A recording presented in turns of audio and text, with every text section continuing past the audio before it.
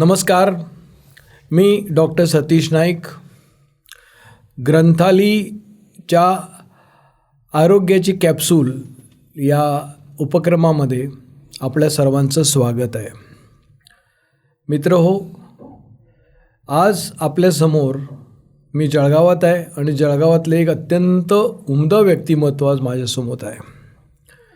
ज्या काळात diagnostic centre हा शब्दसुद्धा तेवढा प्रचलित नव्हता, लोकांना माहीत नव्हता, त्या काळामध्ये डॉक्टर सुधीर शहा जे आपल्यासोबत आहेत. नमस्कार सर. नमस्कार. त्यांनी इथे हा डायग्नोस्टिक सेंटर उभं केलं आणि त्यानंतर आता बरीच प्रगती झाली आहे. बराच काळ त्याच्यानंतर लोटलेला आहे आणि डायग्नोस्टिक सेंटरनी, पॅथॉलॉजीनी प्रचंड प्रगती केलेली आहे. तर आपण हा सगळा पट जो आहे तो त्यांच्याकडून उलगडून बघूया, त्यांच्याकडून जाणून घेऊया. कारण मी त्यांच्या लॅबला स्वतः जाऊन आलो आणि तिकडे मला धक्कादायक अशा चांगल्या गोष्टी पाहायला मिळाल्या. म्हणून आज आपण डॉक्टर सुधीर शहांबद्दल जाणून घेऊया आणि त्यांचा एकंदर प्रवास हे जे हळूहळू उलगडताना, आपल्याला टेस्ट करताना, तपासण्या करायला जाताना पॅथॉलॉजीमध्ये काय काळजी घ्यायला हवी याच्याबद्दल पण जाणून घेऊया. नमस्कार सर. नमस्कार. मी आताच म्हटलं तसं ज्या काळामध्ये पॅथॉलॉजी सेंटर हा शब्द फारसा म्हणजे टेस्ट केल्या जातात इथपर्यंतच मर्यादित होतं,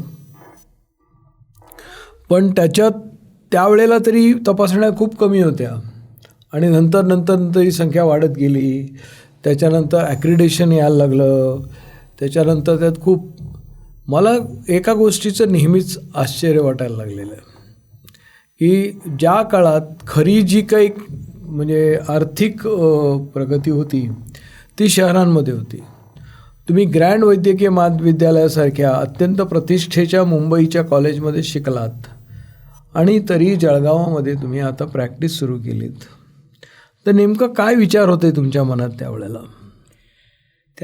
नमस्कार. पहिल्यांदा तुम्ही ग्रंथाली आणि डॉक्टर सतीश नाईक यांचा आभारी आहे की त्यांनी मला ही एक संधी दिली की मी तुमच्या सगळ्यांशी संवाद करू शकतो. मी जेव्हा स्टार्ट केलं पॅथॉलॉजीमध्ये तर माझ्या लक्षात आलं की पुष्कळशे गोष्टी आपण मुंबईला पाठवत होतो. जसं थायरॉईड, त्यावेळेला थायरॉईडची टेस्ट T3, T4, TSH जळगावला कोणीच करत नव्हतं, ते सगळे मुंबईला पाठवायचे आहेत. मग मी भाभा ॲटॉमिक रिसर्च सेंटरमध्ये 1.5 महिन्याचं RIAचं ट्रेनिंग घेतलं आणि मग जळगावला मी त्यावेळेला T3, T4, TSH चालू केलं. म्हणजे RIA म्हणजे रेडिओ इम्युनोअॅसे ती तपासणी करण्याची एक पद्धत आहे आणि त्याचं शॉर्ट लाईफ असतं 2-2.5 महिन्याचं. त्याच्यातच तुमचं ते रिएजंट वापरले गेले पाहिजेत. पण आम्ही ते सगळे, त्याला गॅमा काउंटर लागतो, आम्ही सगळं घेतलं आणि मग त्याच्याप्रमाणे आम्ही त्याचं सुरुवातही केली. मग आमच्या लक्षात आलं की आमचे काही रिपोर्ट्समध्ये काही डॉक्टरांना वाटायचं की हा रिपोर्ट कसा काय इंटरप्रिट करू. नॉर्मल याच्यामध्ये जे असतं तसं वैद्यकीय शास्त्रात 2+2=4 असं नसतं. मग आमचं लक्षात आलं की आमचे एक मित्र होते, त्यांचा नातू पुण्याला होता, डॉक्टर उदय फडके, एंडोक्रायनॉलॉजिस्ट. मग त्यांनी आम्हाला सांगितलं की बाबा माझा नातू आहे, तो पुण्याला आहे, त्याला काही. तर मग मी उदयला सांगितलं. मग उदय फडके यायला लागले आणि मग ते इंटरप्रिटेशन पार्ट वॉज इझी. मग ते एक आम्ही चालू केलं. दुसरं एक आमच्या लक्षात आलं की 2003मध्ये मी ॲक्रिडेशन NABLचं जे असतं त्याचं पहिला इंट्रोडक्टरी कोर्स महाराष्ट्रातला 2003मध्ये मुंबईला घेतला गेला. मी त्यावेळेला तो अटेंड केला आणि माझ्या लक्षात आलं की आपण ते करायला पाहिजे, पण unfortunately we couldn't do it. मग माझा मुलगा जेव्हा आला, डॉक्टर समीर शाह, तोही पॅथॉलॉजिस्ट आहे इन्सिडेंटली, मग त्यालाही आम्ही BARCला पाठवून त्याचंही RIAचं ट्रेनिंग घेऊन टाकलं होतं त्याने. मग आम्ही त्याला सांगितलं, म्हटलं आपल्याला हे करायचं आहे. तर आम्हाला 2015ला आम्ही तयारी केली. कमीत कमी 1 वर्ष आम्हाला त्या NABLच्या प्रोसिजरला लागलं ॲक्रिडेशनच्या. मग 2016ला आम्हाला ते ॲक्रिडेशन मिळालं आणि आजपर्यंत आम्ही दरवर्षी आमचं ऑडिट होतं आणि मग आम्ही ते रिन्यू करत असतो. आमचे सगळे रिपोर्ट मुंबई पुण्यात 100% आजपर्यंत ॲक्सेप्ट झालेले आहेत. दुसरं आमच्या लक्षात आलं की एक डबल मार्कर आणि क्वाड्रुपल मार्कर जे बायकांना टेस्ट लागतात त्या इथं कोणी करत नव्हतं. ते आउटसोर्स व्हायच्यात, मुंबई पुण्याला पाठवायच्यात. माझ्याकडे रोश कंपनीचं इन्स्ट्रुमेंट होतं. आम्ही विचार केला की त्याच्यावरती आपल्याला काही करता येईल का. मग त्यांचं 2.5 लाखाचं सॉफ्टवेअर आम्ही घेतलं. त्यावेळेला रोश कंपनी नाही सांगत होती, म्हणे सर तुमच्याकडे एवढा वर्कलोड नसेल आणि तुम्ही जर एकदा हे म्हणजे सॉफ्टवेअर घेतलं मी परत घेणार नाही म्हणे. म्हटलं ठीक आहे, what ever it is will try. आणि फॉर्च्युनेटली आम्हाला चांगला रिस्पॉन्स मिळाला आहे. म्हणून मग तुम्हाला असं कधी वाटत नाही का, कारण मूळ कसं आहे की तुम्ही आता जे मला सांगितलं याच्यावरून असं वाटतंय की तुम्ही मुंबई पुण्यामध्ये जाऊन आपली प्रॅक्टिस सेटअप करण्याऐवजी तुम्ही त्याच पद्धतीची, त्याच तयारीची आणि त्याच लेवलच्या टेस्ट जळगावात घेऊन आलात. नाही, मी तसा मूळचा चोपड्याचा आहे. अच्छा, म्हणजे जवळ. म्हणजे मला Jalgaon was not nothing new, पण ॲट द सेम टाईम मी जेव्हा बॉम्बेहून जळगावला आलो तेव्हा मला वाटलं मी कुठं खेड्यात फसलो आहे का. पण ते मग हळूहळू I got used to it. हां, पण त्यावेळेला जळगाव अगदीच छोटं होतं. अगदी छोटंसं. मग पुढे तुम्हाला कधी असं आयुष्यात रिपेंटिंग झालं आहे का की आपण निर्णय घेतला तो बरोबर होता की नाही, चुकीचा होता असं कधी वाटलं आहे का तुम्हाला? नाही, मला ते तसं कधी वाटलं नाही. पण ॲट द सेम टाईम जळगावचं आता मुंबईला राहिल्यानंतर तिथं punctuality was a biggest asset. तुम्ही सांगितलं की 8:03ची लोकल म्हणजे तो माणूस बरोबर तिथं 8 पकडायचा. तो इथं जळगावला बिगिनिंगमध्ये मी जेव्हा आलो तेव्हा लक्षात आलं की लोकांनी जरी आपल्याला 8:30ला रात्री जेवायला बोलवलं असेल आणि आपण 8:30ला गेलो तो लुंगीमध्ये फिरतोय, तू इतनी जल्दी आ गया म्हणून म्हणणार. म्हणजे मग ती पंक्च्युअलिटी नव्हती इथं. पण लोक खरंच चांगले आहेत आणि I am happy that I have taken that decision. त्यामुळे तुमच्या डोळ्यासमोर जळगावची प्रगती आहे. 100% फारच चांगली प्रगती आहे. आणि तुम्हाला कधी रिपेंटिंग वाटलं नाही, उलट तुम्हाला असं झालं की आपण जळगावकरांना अधिक चांगली सोय देतोय. हो, आणि फॉर्च्युनेटली आमचे जे डॉक्टर PN पाटील सर आहेत ते आमचे भीष्म पितामह आहेत. त्यांनी आम्हाला गाईड केलं. मी आज ओपनली सांगू शकेल की आमच्या पॅथॉलॉजिस्टमध्ये जसं एक नॉर्मली अदरवाईज जो एक द्वेष असतो किंवा दुसऱ्याबद्दल आपण वाईट बोलतो, फॉर्च्युनेटली आमच्या पॅथॉलॉजी कम्युनिटीमध्ये आम्ही कोणीच पॅथॉलॉजिस्ट दुसऱ्या पॅथॉलॉजिस्टबद्दल खराब बोलत नाही. म्हणजे ते एक चांगलं पॉईंट वाटतं. पण असं नाही वाटत तुमचं एक कौतुक आहे म्हणून? कारण काय माहिती आहे का की प्रत्येक गोष्टीमध्ये नवीन गोष्टीत जाताना तुम्ही काही स्टँडर्ड्स ठेवलेत. पण आता उदाहरणार्थ मी जेव्हा तुमच्या लॅबमध्ये आलो होतो त्यावेळेला आधी पहिल्यांदा आपण लोकांना एक सांगूया का की NABL म्हणजे याचा अर्थ काय, कारण आपल्याला लोकांना इथपर्यंत सगळं माहीत नसतं. तर थोडं NABLबद्दल आपण सांगू, म्हणजे स्टँडर्ड एक लॅबॉरेटरीचं कळेल. आणि त्याच्यात मी पुढचा प्रश्न तुम्हाला विचारतो याच्याबद्दला. NABLचा अर्थ आहे नॅशनल ॲक्रिडेशन बोर्ड फॉर लॅबोरेटरीज. हे एक सेंट्रल बॉडी असते आणि असं बघायला गेलं तर only 1% labs in India they have got NABL. आपण त्या कॅटेगरीत आहोत. जवळपासच्या 8 ते 10 डिस्ट्रिक्टमध्ये त्यावेळेला कोणालाच NABL नव्हतं. आता काही लॅबमध्ये त्यांनी सुरुवात केलेली आहे. जळगावला अजूनही कोणी घेतलेलं नाही आहे.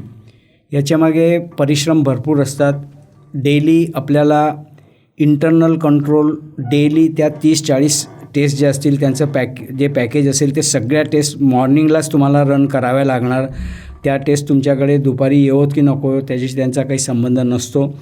आणि काही जे टेस्ट असतात we call them external control, त्या महिन्यातून एकदा तरी एकदा तरी नाही कराव्याच लागतील तुम्हाला जर NABL पाहिजे असतं. आणि NABLचं आमचं ऑडिट होतं जेव्हा प्रत्यक्ष 2 डॉक्टर्स येतात. दोनदा KEMचे आले होते, एकदा नागपूरचे आले होते, एकदा इंदोरचे आले. तर असे भरपूर अलग अलग ठिकाणाहून लोक येतात आणि ते तुमचं ऑडिट करणार, तुमचं NC म्हणजे नॉन कन्फर्मन्सी काढणार आणि तुमचं काही चुकत असेल तर ते करेक्ट करून मग तुम्ही वरती पाठवलं की मग तुमचं हे होणार. आणि याचा फायदा हा झाला की आम्हाला शिस्त लागली. आम्ही शिस्तप्रिय होतो, पण ती जी एक डॉक्युमेंटेशन ज्याला म्हणूया ते कोणीच करत नव्हतं. अर्थात ती खरंच खरडेगाशी आहे. म्हणजे कधी तर मला वाटतं की ह्या NABLचा काय अर्थ आहे. सामनेवाल्या पेशंटला काय समजतं की तुमची लॅब NABL आहे का नॉन NABL आहे, त्याला काहीच फरक पडत नाही. पण मला माहिती आहे की मला फरक पडतो. मला माहिती आहे की माझा रिपोर्ट जर मुंबई पुण्यात गेला तर तो NABLचा शिक्का बघून 101% तो ॲक्सेप्ट करणार आहे, तो परत कधीच रिपीट करायला लावणार नाही. त्यामुळे त्या गॅरंटीमुळे आणि काही काही ज्या इन्शुरन्स कंपन्या आहेत त्यांनी देखील आम्हाला त्याच्याचमुळे केलं. आता रिसेंटली मागच्या वर्षीच जळगावमध्ये for the first time drug ट्रायलच्या झाल्यात, त्याच्यामध्ये त्या लोकांनी आमचं हे घेतलेलं आहे.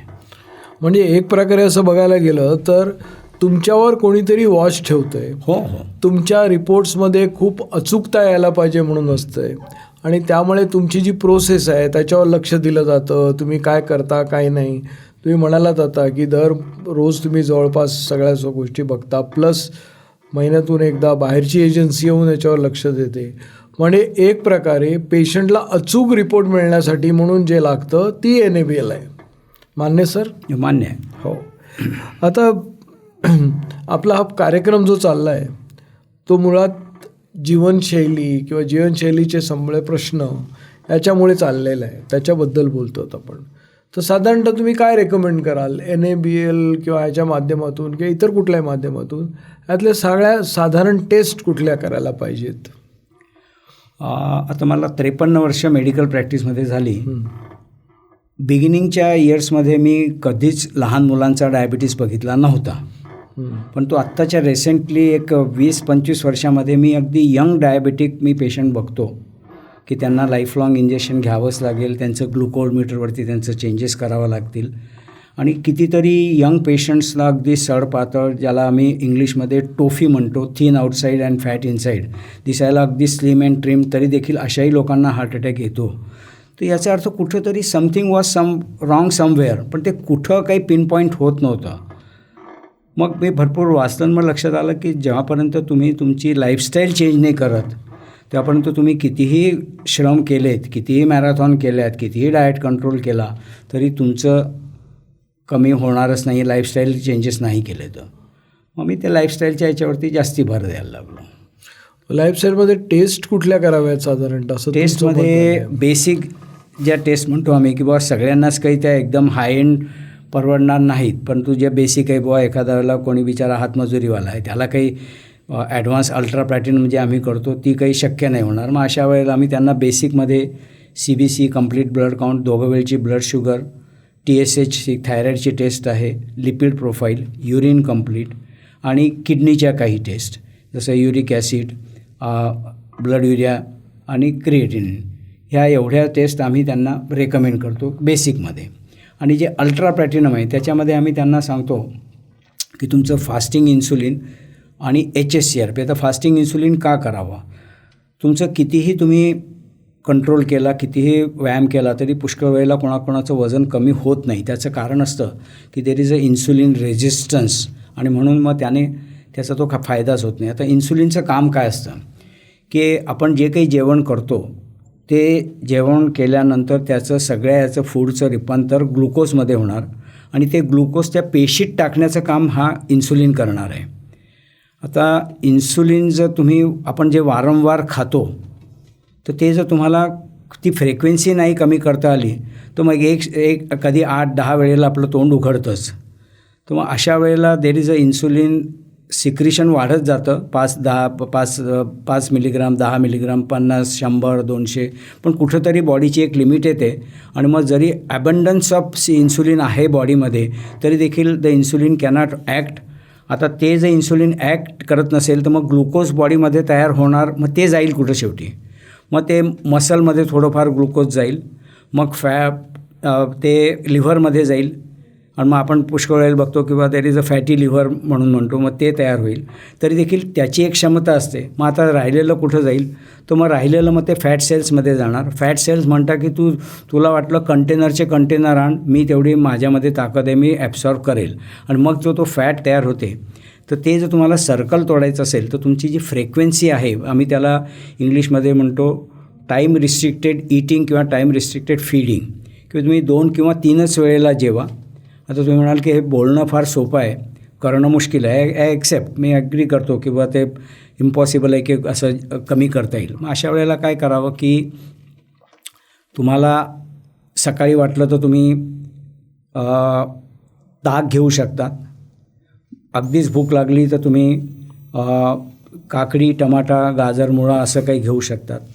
ब्रेकफास्टला काही घ्या, दुपारी जेवणाला घ्या आणि रात्री. आता दुपारचं आणि रात्रीचं जेवण तुम्हाला कमी करायचं असेल तर ते सुधीर शहाने सांगितल्यानंतर ते काही कमी होत नाही. जेव्हा समोर आपल्या ताट येतं माणूस खातोच, 100% खातो. कोणी म्हणत असेल तर तो खोटं बोलतो आहे किंवा केलं 1-2 दिवस नंतर मग चोरी-छुपी इकडची बरणी उघड, इकडचं कपाट उघड करून तो खाणारच आहे.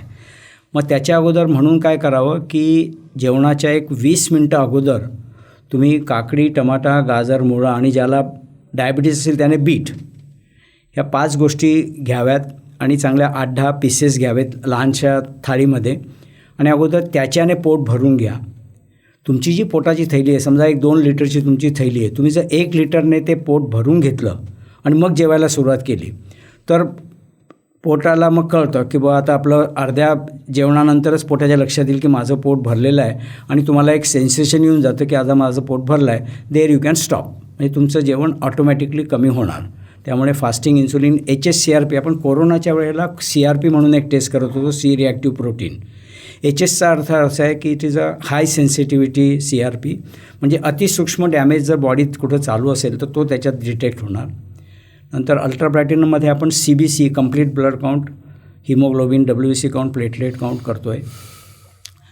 त्याच्यानंतर 2 वेळची शुगर आणि 3 महिन्याची ब्लड शुगर, ज्याला आपण HbA1c म्हणतो. तर आता पुष्कळसे लोक म्हणतील बाबा मला डायबिटीस आहे, मी कशाला HbA1c करावा. त्याचा फायदा हा असं असतो की तुम्ही नॉर्मल आहात की प्री डायबिटिक आहात की डायबिटिक. ती जर व्हॅल्यू अप टू 5.6 असेल तर यू आर 100% ॲब्सोल्युटली नॉर्मल. ती जर व्हॅल्यू 5.7 to 6.4 असेल तुम्ही प्री डायबिटिक आहात आणि 6.5 अँड अबव ऑन 2 ऑकेजन्स मग तुम्ही पक्का डायबिटिक आहात. मग तुम्हाला ते कळू शकतं. नंतर तुमच्या लिव्हरच्या सगळ्या टेस्ट, किडनीच्या सगळ्या टेस्ट, जळगावला समहाऊ आय डोंट नो, पण जळगावला किडनीच्या टेस्ट म्हटल्या म्हणजे ब्लड युरिया नायट्रोजन, क्रिएटिनिन आणि युरिक ॲसिड ह्या 3च टेस्ट होतात. सोडियम पोटॅशियम ह्या जळगावला कोणीच करत नाही. तुम्ही मुंबईला गेलात तर तुमचं सोडियम पोटॅशियम बाय डिफॉल्ट ते इलेक्ट्रोलाइट ते करूनच घेतात. त्यामुळे माझ्याकडे कोणी पेशंट आला तर मी त्याला विचारतो, तू हे जे KFT किंवा RFT जे करणार आहेस ते जर मुंबईला नेणार असेल तर मग सोडियम पोटॅशियम टाक. मग ते करून घेतो आम्ही. लिव्हरच्या सगळ्या test. Homocysteine is a separate risk factor for atherosclerosis. तुमच्या ज्या रक्तवाहिन्या असतात त्या जाड होत आहेत का ते बघण्यासाठी. T3, T4, TSH. नंतर व्हिटॅमिन D, व्हिटॅमिन B12 आणि युरिन, एवढं सगळं आम्ही रेग्युलरली करतो. आता जे पेशंट मेल असतील आणि ते जर 50च्या वरती असतील तर आम्ही त्यांना प्रोस्टेट स्टिम्युलेटिंग हॉर्मोन असतो PSA, प्रोस्टेट स्पेसिफिक तर त्याचं अँटीजन त्याचं टेस्ट करावी. आणि जर घरात हिस्ट्री असेल की बा काकांना की कोणाला आणखी अगोदरच झाला आहे तर मग you start that state from the age of 40.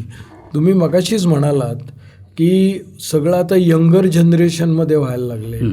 पूर्वी जे 50-60च्या पुढं व्हायचं तर आता मधुमेह किंवा कोलेस्ट्रॉल वाढणं किंवा ब्लड प्रेशर वाढणं या गोष्टी लवकर व्हायला लागल्यात. तर थोडंसं आपण आपल्या प्रेक्षकांना सांगूया का की जे कोलेस्ट्रॉलची किंवा, कारण बऱ्याच वेळेला तुम्हालाही जाणवलं असेल, मी जर डॉक्टर म्हणून मलाही जाणवतं की कोलेस्ट्रॉल म्हटलं की लोक टोटल कोलेस्ट्रॉल करून येतात. तसा त्याचा फार उपयोग होत नाही. तर याच्याबद्दल, या टेस्टबद्दल आणखी तुम्ही आत्ता म्हणालात की किडनीसाठी आणि ती टेस्ट तुमच्याकडे होते हे पण मला माहीत आहे. युरिन अल्ब्युमिन क्रिएटिनिन रेशो ह्या एक करून आपण घेऊया. पहिल्यांदा आपण कोलेस्ट्रॉल विषयी बोलू. त्यासाठी काय तयारी करायची, कसं करायचं, किती ताचा उपास हवा हे जरा सांगाल तो नीटपणे. हो, आता त्याच्यामध्ये काय असं असतं की माझ्याकडे जे सकाळी पेशंट येतात ते म्हणताना कोलेस्ट्रॉलच म्हणतात. मग त्यांना मला सांगावं लागतं की बाबा तुला कोलेस्ट्रॉल म्हणायचं म्हणजे तो टोटल कोलेस्ट्रॉल पाहिजे का, HDL cholesterol, LDL cholesterol, VLDL cholesterol, triglyceride हे सगळं पाहिजे. मग तो म्हणतो हां ते संपूर्ण करून घ्या. मग आम्ही त्याला सांगतो त्याचं नाव लिपिड प्रोफाईल आहे, मग आम्ही ते करून घेतो. त्याच्यासाठी कमीत कमी 10 ते 12 तासाचं फास्टिंग पाहिजे. पाणी पिऊ शकतात. तुमचे मेडिसिन काही घेत असाल तर डेफिनेटली तुम्ही घेऊ शकतात, पण चहा, दूध, coffee as far as possible घेऊ नये. अनलेस अगदीच बाहेरगावचा माणूस आहे कोणी आणि त्याने काहीतरी थोडासा चहा घेतला असेल तर मी मग एंडोक्रायनॉलॉजिस्टला विचारलो. त्याने सांगितलं म्हणे सर थोडंसं घेतलं असेल तर काही हरकत नाही. So we have started accepting. पूर्वी आम्ही स्ट्रेट वे रिफ्यूज करत होतो, पण मग ते बिचारे 150-200 माईलपासून आलेले असतात. तर त्यांचं म्हणणं पडलं एंडोक्रायनॉलॉजिस्ट की बाबा ठीक आहे, थोड्याशा याच्याने काही एवढा फरक पडणार नाही आहे, तर यू कॅन स्टार्ट. आणि आपल्या मनात युरोपियन लोकांमध्ये कोलेस्ट्रॉल वाढलेलं असतं. आपण नॉर्मली दूध जास्ती घेणारे लोक आहोत, मिठाई जास्ती घेणारे, त्यामुळे आपल्या पॉप्युलेशनमध्ये ट्रायग्लिसराईड्स हे जास्ती असतात आणि म्हणून तुम्हाला त्याच्यासाठी फास्टिंग इज एसेन्शियल. बरोबर, फास्टिंग आपल्याला लागतंच. हां, 12 तासाचं फास्टिंग पाहिजे. त्यात पाणी घेता येईल आणि बाकी काय खायचं नाही असं तुमचं म्हणणं आहे. कधीतरी थोडंसं झालं तर चालेल, कारण एवढ्या लांबून लोक येतात, त्यांना परत जाऊ नये म्हणून आहे. करेक्ट. याच्या पलीकडे आणखी काही गोष्टी, पर्टिक्युलरली आपण डायबिटीजबद्दल बोलतो. डायबिटीजसाठी सुद्धा 12 तास फास्टिंग पाहिजे का 8 तासाचं चालतंय? 8 तासाचं चालतं, 12 तासाचं असतं तर प्रेफरेबल असतं. शक्य तेवढं जर त्यांनी व्यायाम केला असेल तर त्यांनी डायबिटिक्सच्यासाठी ब्लड देऊ नये, कारण मग त्याच्यामध्ये त्याची ब्लड शुगर कमी येणार आहे. तिसरं असतं की जे मी बघितलं आहे की समजा आता सोमवारी घरातून सांगितलं की सोमवारी तुमचं ब्लड चेक करून घ्या, तर शनिवारपासून अनकॉन्शियसली माणूस डायटिंग करायला सुरुवात करतो. हा माझा अनुभव आहे. आणि मग तो मंडेला त्याचा रिपोर्ट झाला की मग तो बायकोला दाखवतो, बघ माझा रिपोर्ट किती छान आहे. तर ह्याच्यासाठी 3-3 महिन्यांनी तुम्ही तुमचं HbA1c 3-3 महिन्यांनी करूनच घ्यायला पाहिजे. आणि ही जी युरिन अल्ब्युमिन क्रिएटिन रेशो म्हणून ACR म्हणून जी टेस्ट आहे युरिनची, ती वर्षातून एकदा करायला पाहिजे. अगेन अनफॉर्च्युनेटली जळगावमध्ये याचा एवढा वापर होत नाही आहे जेवढं व्हायला पाहिजे, तर ते वर्षातून एकदा करायला पाहिजे. तिसरं थोडंसं डायव्हर्ट करतो की ज्याला डायबिटीस असेल, समजा शांतारामला डायबिटीस आहे, तर त्याची मुलं मुली एकदा 15 वर्षाचे झालं की त्यांचं दरवर्षी एकदा HbA1c once in a year lifetime चालू ठेवायची. जरी त्या मुलांचा रिपोर्ट नॉर्मल निघाला तरी त्याची मुलं, त्याचे नातू, त्याचे पंटू, त्याचे खापरपंटू सगळ्यांनी चालू करावं. शांतारामचे सख्खे भाऊ बहीण त्यांना जर डायबिटीस नसला तर त्यांनी परत त्यांचं HbA1c, त्याचाही रिपोर्ट नॉर्मल, त्याची नेक्स्ट जनरेशन, नेक्स्ट. आता मला एकानं विचारलं, मग त्याची मुलं, एखादा भाऊ वारला आहे पण त्याला मुलं आहेत, मग त्या मुलांचं तू कर. त्याचे आईवडील समजा जिवंत आहेत शांतारामचे, ते 80 वर्षाचे आहेत, त्यांना नाही, आणि ह्यांना समजा वयाच्या 50 वर्षी झाला, तरी देखील त्या आईवडिलांचंही HbA1c once in a year lifetime करायला पाहिजे. म्हणजे मला असं वाटतं की तुम्ही थोडक्यात सांगताय की आपल्या कुटुंबाची हिस्ट्री बघावी आणि त्याप्रमाणे मेडिकल फॅमिली ट्री बनवून ज्या शक्यता आपले पडताळून पाहावे की आपल्याला डायबिटीस होऊ शकतो किंवा कोलेस्ट्रॉल वाढू शकतं. कारण हल्ली आपण बघतोय की जिममध्ये गेलेल्या अगदी यंग मुलांनाही हार्ट अटॅक येत आहेत. तर ते थोडंसं आता हे बरं वाटत नाही, कारण वयात 23 आणि 25 वर्षे 27 वर्षी मुलं अचानक हार्ट अटॅकने जातात. त्यासाठी हे तुमचं खूप उपयुक्त होईल असं मला वाटतं. मेन आता आपण बरेच वेळेला ना कंपनीच्या माध्यमातून किंवा इतर गोष्टी कारणामधून लोक फुल बॉडी चेकअप करतात. तर मला फुल बॉडी चेकअपबद्दल तुमचा जो विचार आहे, तुम्हाला काय वाटतं हे तर मला जाणून घ्यायचं आहे, सांगाल? हां, त्याच्यामध्ये असं आहे की पुष्कळ वेळेला कुठलाच डॉक्टर, मी ज्या ह्या सांगितल्या टेस्ट एवढ्या कोणीच डॉक्टर लिहून देत नाही. लिहून दिल्या तर मी देखील पळून जाईल की मला काही गरज नाही आहे, मला कशाला लिहून दिलं, मला काही सिम्पटम्स नाही, मला कशाला लिहून दिलं. तसं नसतं. तुम्हाला सिम्पटम आल्यानंतर तो डॉक्टर ती पर्टिक्युलर टेस्टच करून देणार आहे. पण तो ह्याचा एकच फायदा आहे फुल बॉडी चेकअपचा, की जर बाय चान्स पुष्कळ वेळेला कोणाकोणाचं थायरॉईडचे रिपोर्ट्स हायपोथायरॉईड पॉझिटिव्ह निघतं, कोणाला सब क्लिनिकल काही प्रॉब्लेम्स असतात, कोणाचं हिमोग्लोबिन कमी निघतं आहे, कोणाचे काही प्रॉब्लेम. सब क्लिनिकल म्हणजे लक्षणं नसताना एखादा आजार असू शकतो आणि तो लवकर डिटेक्ट होतो असं तुम्हाला म्हणायचं आहे. हां, that's right, correct. Thank you for correcting me, म्हणजे माझ्याही लक्षात नाही.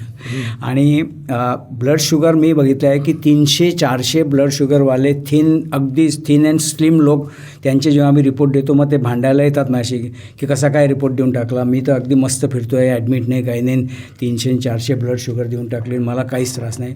मग त्याला बसवावं लागतं, त्याला सांगावं लागतं की मी जेव्हा सही केली याचा अर्थ I am confident of my result. त्यामुळे तुला जरी सिम्पटम नसले तरी सिम्पटम विना देखील डायबिटीस भरपूर लोकांना होतो आहे. त्यामुळे तू त्या भ्रांतीत राहू नको, तू तुझ्या डॉक्टरला आता कॉन्टॅक्ट कर. अगदी खूप महत्त्वाचा विषय आहे, कारण बऱ्याच वेळेला लोकांना जसं ताप बीप आहे तसंच डायबिटीज किंवा हे डिसीज वाढतात. हे हळूहळू पुढे जाणारे, हळूहळू वर येणारे पेशंट हे आहेत, आजार आहेत. त्यामुळे सडनली त्याच्यामध्ये बदल होत नाही, हळूहळू होत जातो. जितक्या लवकर पकडू आपण तेवढी संधी असते आपल्याला बरं होण्याची. तेच तुम्हाला म्हणायचं आहे, बरोबर? हां. तर याच्यामध्येच आणखी काही, तुम्ही आता इतकी वर्ष प्रॅक्टिस करताय, हळूहळू टेस्टची संख्या वाढते. आता याच्यात 2 भाग आले. एक भाग म्हणजे तुम्ही आता म्हणालात HbA1c, पण HbA1c एका विशिष्ट मेथडनेच करावं असं जग सांगतं. हां, तुम्ही त्या मेथडने करता आहात, ते मी बघितलं आहे. HPLC म्हणून ज्याला आपण म्हणतो, लिक्विड क्रोमॅटोग्राफी, त्या टेस्टने करतायत. याने अशा मेथड्स वेगळ्या असल्या तर काय फरक पडतो का? फरक पडतो. आता जसं नायकोकार्ड म्हणून एक इन्स्ट्रुमेंट आहे, त्याच्यावरती देखील HbA1c होते. एक क्रोमा म्हणून इन्स्ट्रुमेंट आहे, त्याच्यावरती होते.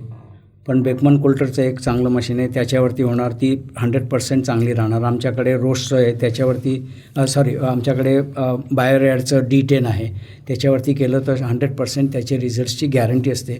ते HPLC मेथडने करणार, हाय प्रेशर लिक्विड क्रोमॅटोग्राफी. आणि त्यांचं जे असतं त्याला आम्ही जे म्हणतो NGSP सर्टिफाईड आणि IFCC ट्रेसेबल, म्हणजे ह्याचे रिझल्ट्स त्यांनी वर्ल्ड ओव्हर सगळ्यांची कम्पेअर करून मग ते तुम्हाला देत असतात. त्यामुळे त्यांच्या रिझल्ट्सची तुम्हाला गॅरंटी असते. हे जे दुसरे 2-4 छोटे मोठे इन्स्ट्रुमेंट असतात त्यांची आपल्याला गॅरंटी नसते. ॲट द सेम टाईम आत्ता जसं मेडिसिनमध्ये जेनेरिक मेडिसिन निघालं आहे, तसं HPLC मेथडचे देखील जेनेरिक इन्स्ट्रुमेंट बाजारात रिसेंटली अवेलेबल झालेले आहेत. त्यामुळे पण त्यांच्या ह्याच्यात किती क्वालिटी राहील हे मलाही माहीत नाही. त्यामुळे आय वूड ऑलवेज से की जे बायोरॅडसारखे जे स्टँडर्ड कंपन्या आहेत त्यांची कॉस्ट वाढते. ते जेनेरिक मेडिसिन सारखं ते जे मशीन असेल ते 5-10 लाखाचं, तर आमचं 10.5 लाखाचं आहे. फरक पडणारच आहे.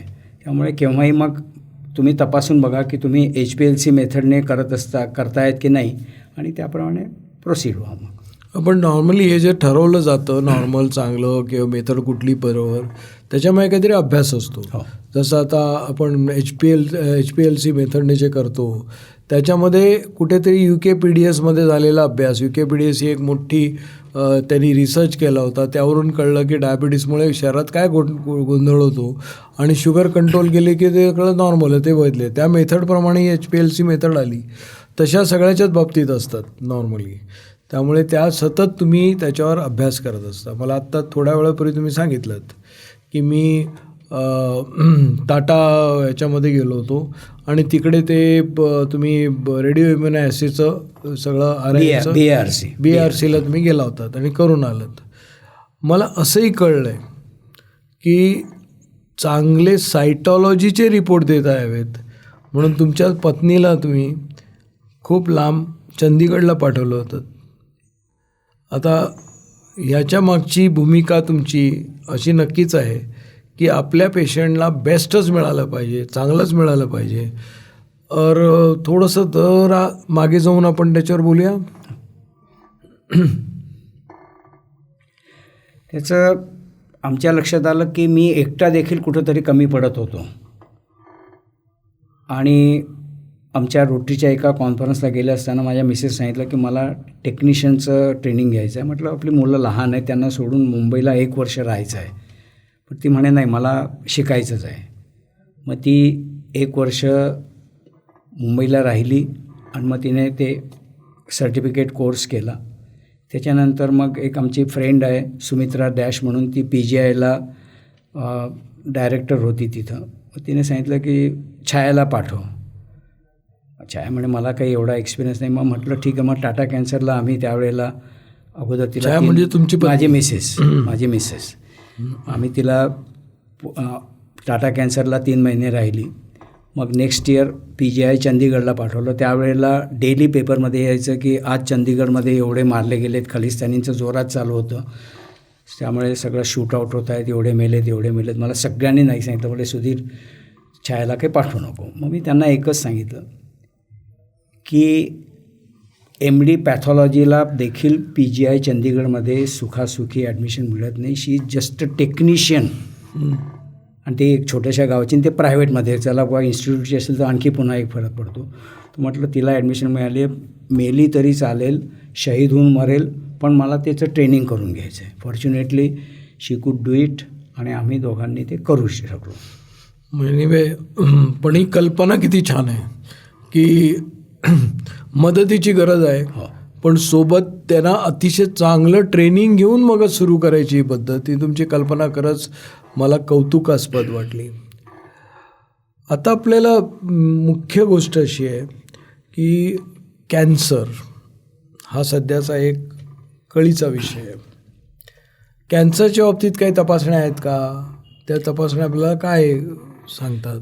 पहिल्यांदा तर कॅन्सर जास्ती होण्याचं कारण एक तर मेनली डिटेक्शनही वाढलं आहे. पूर्वी काही याच्याने वाढला तर आपल्याला कळत नव्हतं की तो कशाने वाढला म्हणून. आता ते कळतं आहे. At the same time overexposure of certain radiation unnecessarily जर तुम्ही PET scan, C T scan, X rays हे जर तुम्ही अननेसेसरीली करत असाल तर त्याच्याने देखील, त्या रेडिएशनने देखील चान्सेस आहेत. तुमची लाईफस्टाईल जर चांगली नसेल तर again you are expose to it. तुमचं जे बाहेरचं पोल्युशन एवढं वाढलेलं आहे की त्याच्याने देखील कॅन्सर म्हणा, डायबिटीस म्हणा, हार्ट अटॅक म्हणा याचंही प्रमाण वाढलेलं आहे. आणि ह्याच्यासाठी तुमची जर लाईफस्टाईलच खराब असेल तर मग तुम्हाला हे प्रॉब्लेम येऊ शकतील.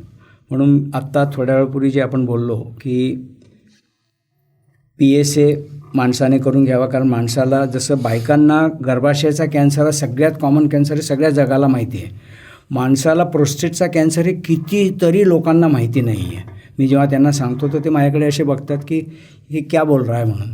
पण ॲक्च्युली त्यांना माहितीच नाही आहे की त्याच्यामुळे पुष्कळसे लोक मरत आहेत. मग ते PSAची टेस्ट करावी. आणि ज्यांना बायकांचं आहे त्यांनी ॲट दी एज ऑफ 35 सुरुवात करावी. पॅप्समेअर म्हणून एक तपासणी असते की ती गर्भाशयाचा कॅन्सर अर्ली कॅन्सर होणार किंवा कॅन्सर होण्याच्या अगोदरच्या स्टेजमध्ये देखील ते आपण डिटेक्ट करू शकतो.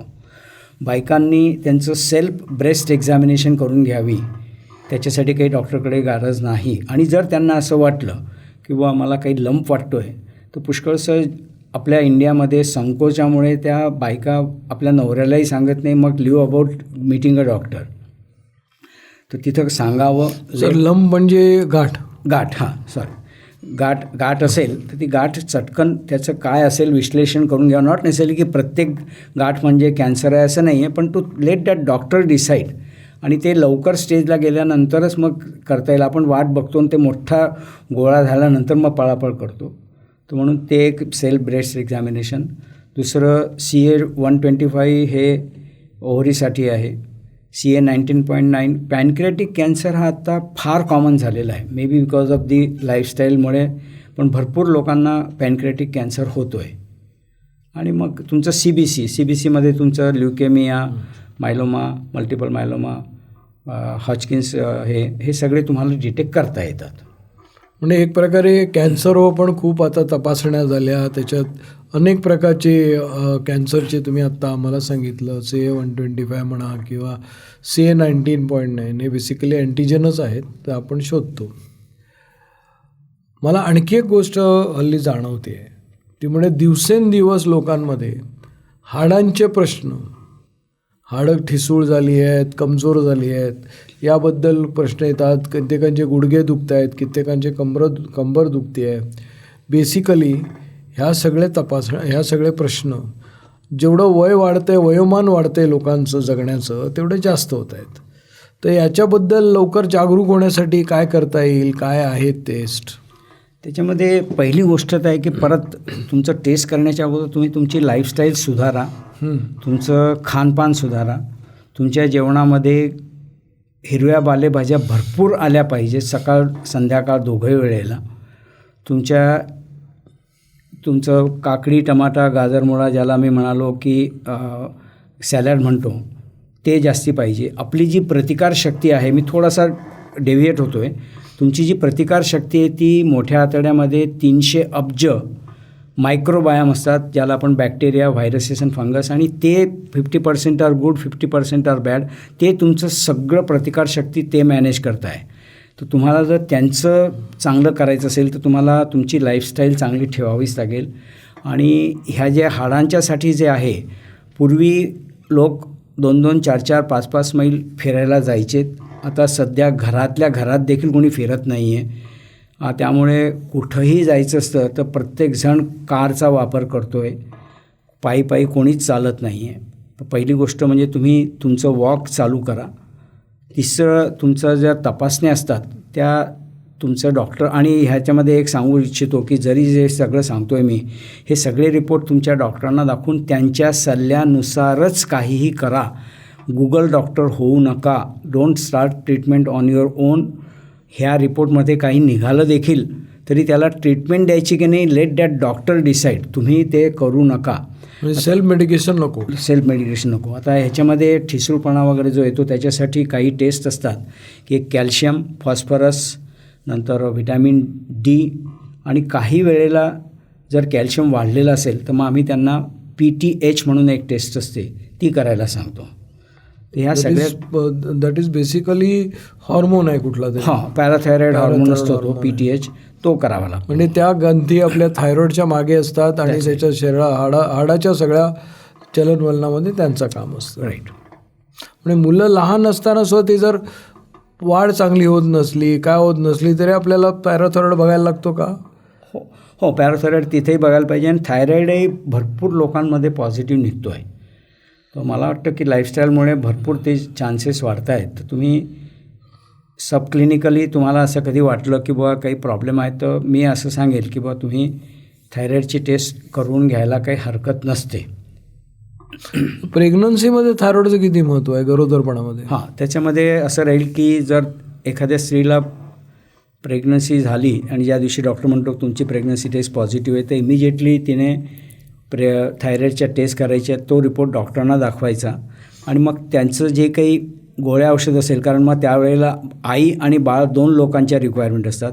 परत 5व्या महिन्याला आणखी एकदा ब्लड चेक करायचं, तो रिपोर्ट डॉक्टरून काही डोस ॲडजस्ट करायचा असेल तर तो करा. सगळ्यात महत्त्वाचं की जे बाळ जन्माला येईल त्याचं 5व्या दिवशी ब्लड चेक करा की आईला थायरॉइड आहे तर बाळाला आहे की नाही. 99% बाळांमध्ये रिपोर्ट नॉर्मल येईल, पण 1% बाळामध्ये ते पॉझिटिव्ह येईल. आता कोणी विचारेल की why 5th day, why not day 1? कारण 5 दिवसापर्यंत आईचं ब्लड त्याच्या बाळामध्ये फिरत असतं. 5 दिवसानंतर ते आईचं ब्लड निघून जातं आणि मग प्युअरली त्या बाळाचंच ब्लड राहील आणि मग त्याच्यात ते पॉझिटिव्ह आलं ते याचा अर्थ त्याला आहे. आता पुष्कळ वेळेला अगोदर केलं तर कदाचित आईकडून पण आई पण आलेलं. एक्झॅक्टली.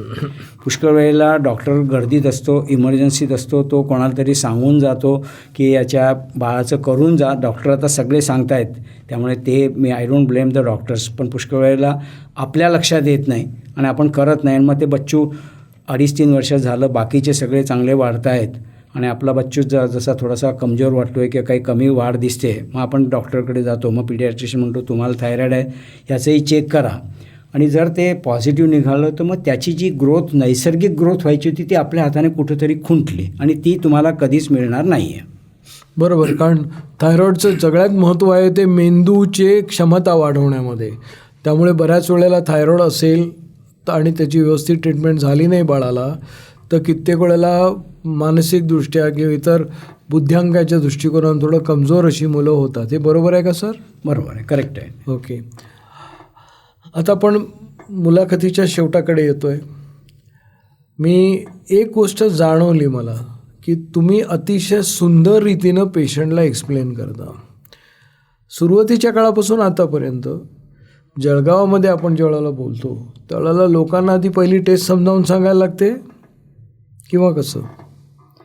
नाही, पेशंटला कळतं, फक्त एवढंच आहे की त्याला नीट व केव्हा ये, भुकेल्या पोटी ये की केव्हाही ये, किंवा काही काही पेशंट गर्दी करतात, मला रिपोर्ट आत्ताच पाहिजे, मग त्याला सांगावं लागतं. दुसरं आपण सांगितल्याप्रमाणे जळगावला कोणीतरी ते जेवण करून 1.5 तासाचंच ते चालू केलं आहे. मग मला त्यांना सांगावं लागतं की जगामध्ये ज्या ट्रायल झालेल्या आहेत त्या 2 तासाच्या ट्रायल झालेल्या आहेत. त्यामुळे तुम्ही जेवण करून 2 तासांनीच या, 1.5 तासानंतरचं मी ॲक्सेप्ट करणार नाही. मॅक्झिमम मी अर्ध्या तासाची लॅटिट्यूड देतो, परंतु त्याच्यानंतर आला तर मी आयदर कॉल इट किंवा त्याला रॅन्डम सॅम्पल, किंवा मग मी त्याला म्हणतो जो जळगावचा असेल बाबा तर मग तू उद्या दुपारी येऊन ते रक्त दे, पण तू ते जेवणानंतर 2 तासाचं दे.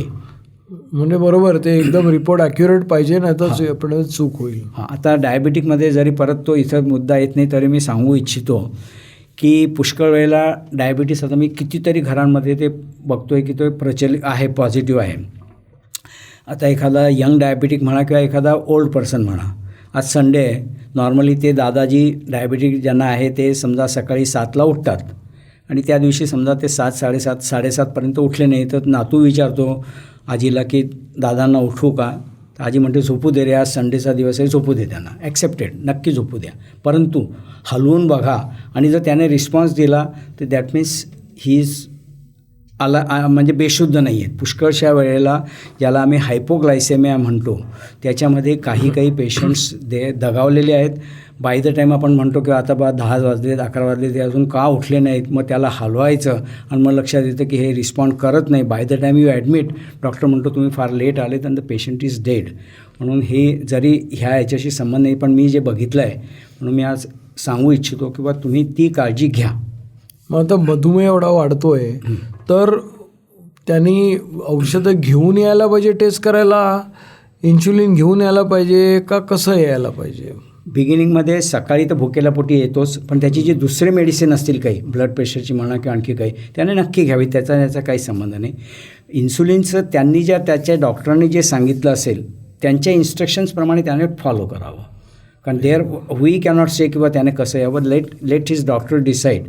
काही वेळेला कोणी फास्टिंग म्हणतं, कोणी प्री लंच म्हणतं, कोणी प्री डिनर, त्यांना जे पाहिजे असेल त्यांनी जे सांगितलं. नॉर्मली आम्ही फास्टिंग आणि PPS करतो, पण काही वेळेला काही डॉक्टरांना काही अलग लागतं, मग त्याप्रमाणे आपण करायचं असतं. ओके. तर आपल्यासमोर डॉक्टर सुधीर आले, डॉक्टर सुधीर शहा हे जळगावचे डॉक्टर आले आणि त्यांनी अतिशय सुंदर आपल्याला पॅथॉलॉजी टेस्ट आणि त्याच्यावरती माहिती दिली. मला इथं ही मुलाखत थांबवण्यापूर्वी त्यांचे आभार मानण्याच्या अगोदर रेडिओ मनभावनचे आभार मानायचे आहेत. कारण रेडिओ मनभावनने आम्हाला ही संधी दिली आहे की एकाच वेळेला आम्ही व्हिडिओ पण रेकॉर्ड करतो आहे, ग्रंथालयासाठी आहे आणि या माध्यमातून आम्ही असंख्य लोकांपर्यंत पोचू शकतो आहे. त्याबद्दल रेडिओ मनभावनचे खूप खूप आभार. पण 90.8वरही तुम्हाला उपलब्ध असेल. तर ही मुलाखत आता इथेच थांबते. पुन्हा एकदा रेडिओ मनभावन, ग्रंथाली आणि डॉक्टर सुधीर शाह या सगळ्यांचे आभार आणि इथे आल्याबद्दल खूप खूप धन्यवाद. त्यानिमित्ताने आम्ही गावांमध्ये जातो आहे ग्रंथालीच्या आरोग्य यात्रेच्या निमित्ताने आणि तुमच्यासारख्या अत्यंत अनुभवी डॉक्टरांची मुलाखत घेतो आहे. त्यामुळे तुम्ही सहभागी झालात त्याबद्दल खूप खूप धन्यवाद. प्रेक्षकांचे खूप खूप धन्यवाद. आपण इथेच थांबतो आहे. माझ्या परीने माझं देखील राहिलं मनभावनचं कौतुक करणं. त्यांना एवढा छान स्टुडिओ मी अजूनपर्यंत कुठंच बघितलेलं नाही. मी त्यांचं आणि नंदकुमार बेंडाळेंचं खरंच हार्दिक अभिनंदन करतो की त्यांनी एवढी चांगली डेव्हलपमेंट केलेली आहे. I am proud of them.